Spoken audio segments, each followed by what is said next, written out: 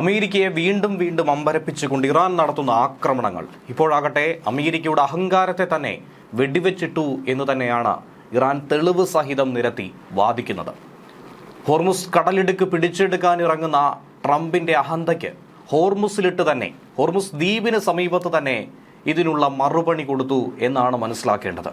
ഇപ്പുറത്ത് ഇസ്രയേലിലാകട്ടെ അതിശക്തമായ രീതിയിൽ ആക്രമണ പരമ്പരകളുമായി മുന്നോട്ട് പോകുന്നു. ഇസ്രയേലിലെ ന്യൂക്ലിയർ റിസർച്ച് ഇൻസ്റ്റിറ്റ്യൂട്ടിനടുത്ത് തന്നെ മിസൈലുകൾ തീമഴ പെയ്യിച്ചുകൊണ്ട് പാഞ്ഞെടുക്കുന്നു. ഡിമോണയിലടക്കം മിസൈലുകൾ പ്രതിരോധിക്കാൻ ഇസ്രയേലിന് കഴിഞ്ഞില്ലെങ്കിൽ ഈ യുദ്ധത്തിന്റെ ഗതി തന്നെ മാറ്റുമെന്നാണ് ഇറാൻ പാർലമെന്റ് സ്പീക്കർ ചൂണ്ടിക്കാണിക്കുന്നത്.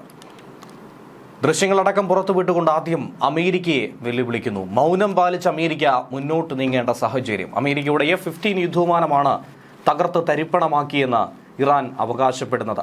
അത് തകർത്തതിന്റെ ദൃശ്യങ്ങളടക്കമാണ് ഇപ്പോൾ പുറത്തു വന്നിരിക്കുന്നത്. ഹോർമുസിന്റെ തെക്കൻ തീരത്ത് വെച്ചാണ് വ്യോമ പ്രതിരോധ വിമാനം തകർത്തതായി ഇറാനിയൻ മാധ്യമങ്ങൾ പറയുന്നത്.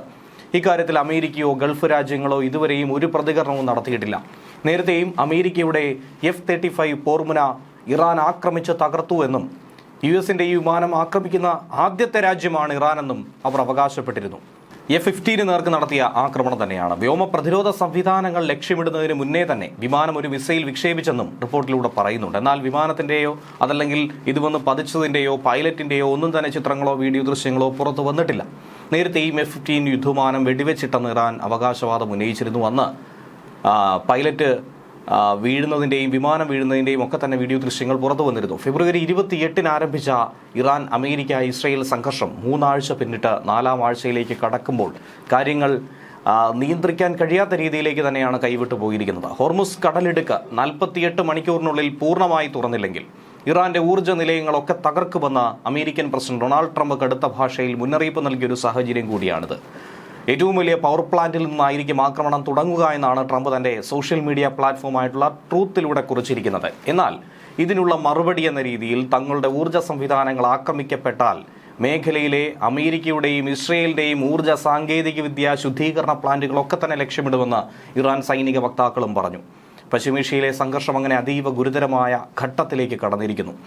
ഇസ്രയേലിലെ പ്രധാന ആണവ ഗവേഷണ കേന്ദ്രം സ്ഥിതി ചെയ്യുന്ന നെഗേവ് മരുഭൂമിയിലെ ഡിമോണ, അറാദ് എന്നീ നഗരങ്ങളെ ലക്ഷ്യമിട്ടുകൊണ്ട് ഇറാൻ മിസൈൽ ആക്രമണം കടുപ്പിച്ചിരിക്കുന്നു. മേഖലയിലൊക്കെ തന്നെ ആണവ യുദ്ധഭീതി ഉയർന്നിരിക്കുന്ന സാഹചര്യം.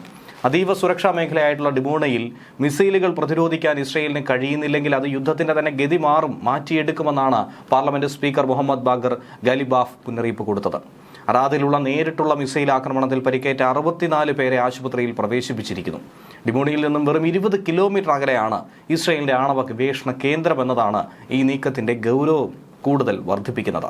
ഇറാന്റെ പ്രധാന ആണവ സമ്പുഷ്ടീകരണ കേന്ദ്രമായിട്ടുള്ള നതാൻസിലുണ്ടായ ആക്രമണം അതിനുള്ള തിരിച്ചടി എന്ന രീതിയിലാണ് ഇറാൻ ഇപ്പോഴിങ്ങനെ ഒരു നീക്കം നടത്തിയിരിക്കുന്നത്. നതാൻസിൽ റേഡിയേഷൻ ചോർച്ചയില്ലെന്ന് ഇറാൻ സ്ഥിരീകരിച്ചെങ്കിലും സ്ഥിതിഗതികൾ അന്താരാഷ്ട്ര ആണവോർജ്ജ ഏജൻസി സൂക്ഷ്മമായി തന്നെ നിരീക്ഷിക്കുന്നുണ്ട്. ഇസ്രയേലിലെ ലിറ്റിൽ ഇന്ത്യ എന്നറിയപ്പെടുന്ന മേഖല കൂടിയാണ് ഡിമോണ.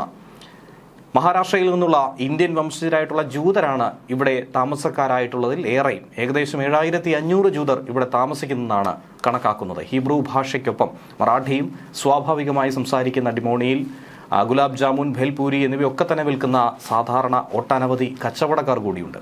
ക്രിക്കറ്റിനും ഇന്ത്യൻ സിനിമയ്ക്കും സംഗീതത്തിനുമൊക്കെ തന്നെ ഏറെ ആരാധകരുള്ള ഒരു മേഖല. ഇവിടെയാണ് ഇറാൻ ആക്രമണം നടത്തിയത്. ഡിമോണ ലക്ഷ്യമാക്കി വന്ന മിസൈൽ തടയാനാകാത്തത് ഇസ്രയേലിന്റെ സൈനിക സംവിധാനങ്ങൾക്കേറ്റ കനത്ത തിരിച്ചടി തന്നെയായിരുന്നു. രാജ്യത്തെ ഏറ്റവും സുരക്ഷിതമായ നഗരങ്ങളിലൊന്നായി ഡിമോണയെ നോക്കിക്കണ്ടിരുന്നു. റഡാർ സംവിധാനങ്ങൾ, ഇന്റർസെപ്റ്ററുകൾ തുടങ്ങി ശക്തമായ പ്രതിരോധ സംവിധാനങ്ങൾ നിലയുറപ്പിച്ചിരിക്കുന്ന മേഖല. ഇതിനെയൊക്കെ തന്നെ മറികടന്നുകൊണ്ടാണ് ഇറാന്റെ മിസൈൽ ഡിമോണയിൽ വന്ന് പതിച്ചിരിക്കുന്നത്. സൈന്യത്തെയും അതുപോലെ തന്നെ ഭരണകൂടത്തെയും ഏറെ അസ്വസ്ഥമാക്കുന്ന ഒരു സാഹചര്യം. സംഭവത്തെക്കുറിച്ച് അന്വേഷിക്കുമെന്നും വീഴ്ച പരിഹരിക്കാനുള്ള കാര്യങ്ങൾ, അത് സംഭവിച്ചതിനുള്ള കാരണങ്ങൾ കണ്ടെത്തി മുന്നോട്ട് പോകുമെന്നുമാണ് ഇസ്രയേൽ പറയുന്നത്. അവിടുത്തെ ജനങ്ങളിൽ ഒരു വലിയ വിഭാഗം ബങ്കറുകളിൽ സുരക്ഷിതരായിരുന്നു. അതുകൊണ്ട് തന്നെ ആക്രമണത്തിൽ മരണമൊന്നും റിപ്പോർട്ട് ചെയ്തിട്ടില്ല. ഷെൽട്ടറുകളിലേക്ക് മാറുന്നതിനിടയിലാണ് പലർക്കും പരിക്ക് സംഭവിച്ചത്. ഇസ്രയേലിന്റെ ആണവ ഗവേഷണ കേന്ദ്രം സ്ഥിതി ചെയ്യുന്ന മേഖല കൂടിയായ ഡിമോണ ഈ നഗരത്തെ ഇറാൻ ലക്ഷ്യമിട്ടതിനുള്ള കാരണവും മറ്റൊന്നും തന്നെയല്ല. 10 കിലോമീറ്റർ അകലെയാണ് ആണവ ഗവേഷണ കേന്ദ്രം സ്ഥിതി ചെയ്യുന്നത്. ആണവ ഗവേഷണ കേന്ദ്രത്തിന് എന്തെങ്കിലും കേടുപാടുകൾ സംഭവിച്ചതായുള്ള റിപ്പോർട്ടൊന്നും തന്നെ പുറത്തു വന്നിട്ടില്ല. അന്താരാഷ്ട്ര ആണവോർജ്ജ ഏജൻസിയും അതിനെക്കുറിച്ചുള്ള അറിവ് പങ്കുവച്ചിട്ടില്ല. ഇസ്രായേലിന്റെ പ്രധാന ആണവ ഗവേഷണ കേന്ദ്രത്തിന് സമീപത്തുള്ള ഈ ആക്രമണം യുദ്ധത്തെ മറ്റൊരു ഘട്ടത്തിലേക്ക് കൊണ്ട് എത്തിച്ചു എന്ന് വേണം മനസ്സിലാക്കേണ്ടത്.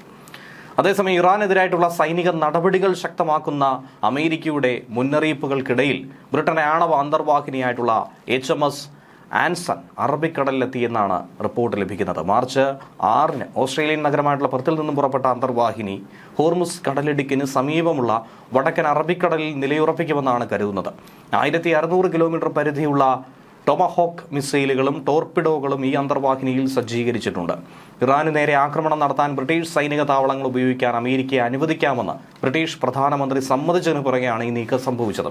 ഇറാന്റെ ഊർജ്ജ കേന്ദ്രങ്ങൾ ആക്രമിച്ചാൽ പശ്ചിമേഷ്യയിലെ ഊർജ്ജ സംസ്കരണ കേന്ദ്രങ്ങളിലും അടിസ്ഥാന സൗകര്യ സംവിധാനങ്ങളും പരിഹരിക്കാൻ കഴിയാത്ത വിധത്തിൽ നാശമുണ്ടാക്കുമെന്ന് Iran parliament speaker Mohammad ബഖർ Ghalibaf പ്രതികരിച്ചിട്ടുണ്ടായിരുന്നു. എക്സിലൂടെയായിരുന്നു ഈ പ്രതികരണം. ഹോർമുസ് കടലിടുക്ക് 48 മണിക്കൂറിനകം തുറന്നു കൊടുത്തിരിക്കണം. ഇറാന്റെ ഊർജ്ജ കേന്ദ്രങ്ങൾ അതല്ലെങ്കിൽ ആക്രമിക്കുമെന്ന ഭീഷണി ട്രംപ് മുഴക്കിയിരിക്കുന്ന സാഹചര്യത്തിൽ കൂടിയാണ് മുന്നോട്ട് പോകുന്നത്.